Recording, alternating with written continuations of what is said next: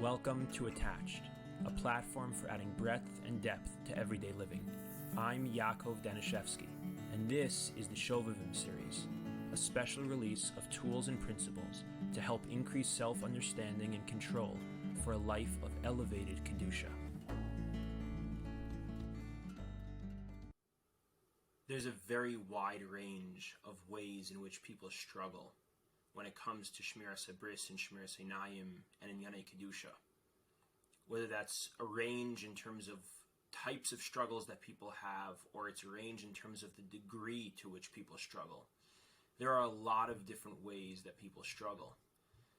But what is common to nearly everyone, and this is the opening point that I want to make and emphasize, what is common to nearly everyone within that range is that nearly everybody struggles. It is incredibly normal to struggle. It is built into the Teva, into the Bria. It's the way we're created. It is the way that we are wired and the way that we're programmed. Biologically and spiritually, physically, it is part of our nature to struggle with this incredibly powerful desire and this incredibly powerful taiva that can bring a lot of bracha into our lives, and it can also create a lot of challenges in our lives. And knowing that it is incredibly common to nearly everyone is very, very helpful. A lot of people know that already, and somehow it seems that actually a lot of people still don't know that.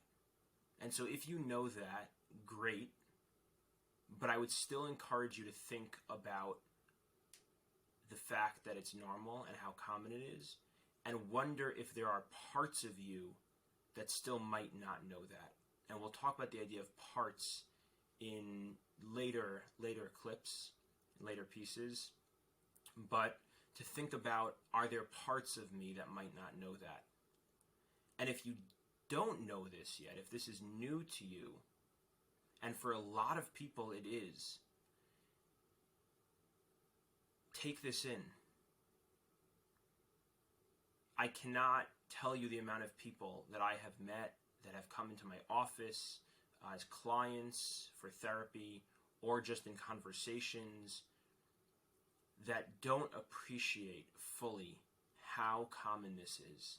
That this is nearly everyone, with the rare exception of unique individuals, very unique individuals, very, very marginal group of people. With that exception, we are talking about a struggle that is across the board for everyone.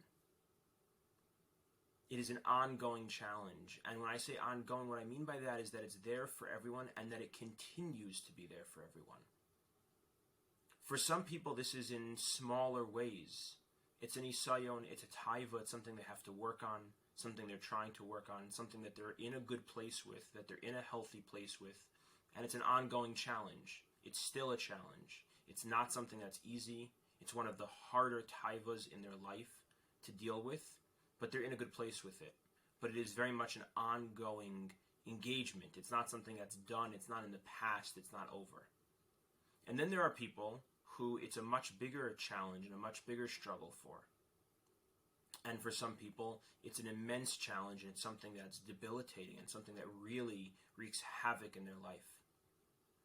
And so I do in this kind of first sharing and this introduction, I do want to mention that I think it's very important to mention that for some people, there really does need to be a more serious amount of help and intervention that a person receives to try and address this. And if that could be you, then I encourage you to explore that and check that out to see if that might be you, and to find someone that you might be able to speak to that might be able to help you navigate if that is you and how to get help. And if that is you, just realize that even if that's you, even if you are on the higher end of the range of the spectrum of how big of a challenge and a struggle this is in your life, realize that you're still on a spectrum or a range with everyone else. This is a challenge for everyone. And why is it so important to acknowledge that? Why am I emphasizing this so much as the opening and saying it again and again? Why? Why is it so important? We talk about normalizing things all the time.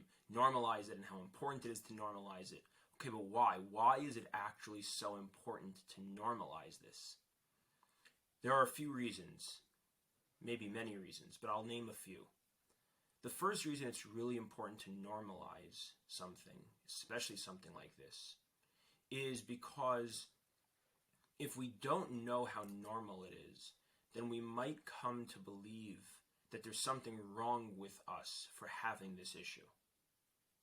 And if we internalize the issue as being that there's something wrong with us, that I'm broken, that I'm problematic, that I'm damaged, that there's something wrong with me, that can first of all lead to a whole onset of other challenges in my life, because now I've internalized a belief about myself that goes beyond just this struggle. I now believe about myself that there's something wrong with me, and that's going to now affect other areas of my life.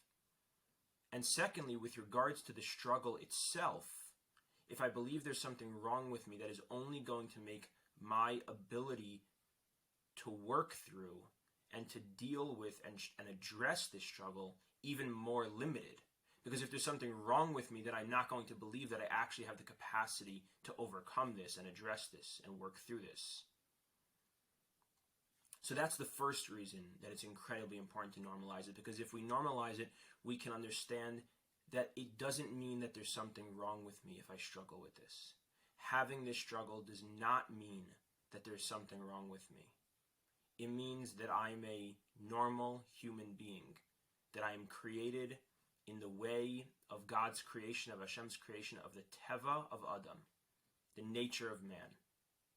It is a normal, natural struggle. The second reason why it's incredibly important to normalize is because in general, when it comes to challenging or distressing or unwanted thoughts and feelings and desires, when we think that they are something bad, they actually end up having more power over us. When we try and just get rid of them or think negatively about them, it's very counterintuitive, and we'll talk a lot more about this in later pieces. But when we try and just get rid of them by seeing them in a very negative way and dismissing them and rejecting them, these thoughts or feelings or desires, they actually get much, much stronger and take up much more space in our minds. And they become much more powerful, and they have a lot more power over us. So the idea of normalizing it is to kind of almost decrease the power. It's to let some of the air out of that balloon. So it's not so big. It's not this thing that has this incredible power over me, this bad thing that has power over me. That's the second reason why it's incredibly important to normalize, so that it doesn't hold this immense and disproportionate power. The third reason it's important to normalize is so that we can get help. Because if we don't know that this is normal, that this is something that people deal with, then we might think that there isn't really any help I can get. But if we recognize that this is normal, this is going on, lots of people are struggling with this, lots of people are dealing with this, lots of Rabbanim are talking to guys about this, lots of therapists are talking to people about this, a lot of friends are talking to each other about this, well then we might be able to look for some help from someone. And so this clip that I'm sharing as the first one is a little bit longer than these will be going forward, just by way of introduction. But what I want to welcome you to, and I hope will be helpful and beneficial, is a community of sorts of people who are trying during this time period of Shovavim. The fact that Chazal have a period of time, that our Mesorah has a period of time of Shovavim, that itself shows how normal it is, that there's a time period designated to addressing it, because it's so widespread, because it's so real, because it's so normal. Instead of looking at Shovavim as, the fact that there's this Shovavim must mean there's something so terrible about what I'm doing, it's actually, the fact that there's Shovavim shows how real this is, how prevalent this is, how common this is. And so it's my hope that we can continue to engage this, because we can recognize there isn't something wrong with me. There's something I need to address. There's something I need to work on. For some people, in a smaller way. For some people, in a bigger way. But this is common, and this is real, and this is something that can be addressed. And b'siyata d'shmaya, maybe we'll be zoche to some hatzlacha in trying to elevate our kedusha in this time period of Shovavim through some of these videos and different things that I will hopefully have the chance to share. Thank you so much for listening. If you enjoyed this, please follow us on WhatsApp, YouTube, or Instagram. All our podcast series can be found wherever you listen to podcasts. I'd love to hear from you, so please reach out with questions, comments, or suggestions, or to be added to our WhatsApp groups. You can reach us through email using Yakov, YAKOV, .attached@gmail.com, or on WhatsApp at 773-888-2413.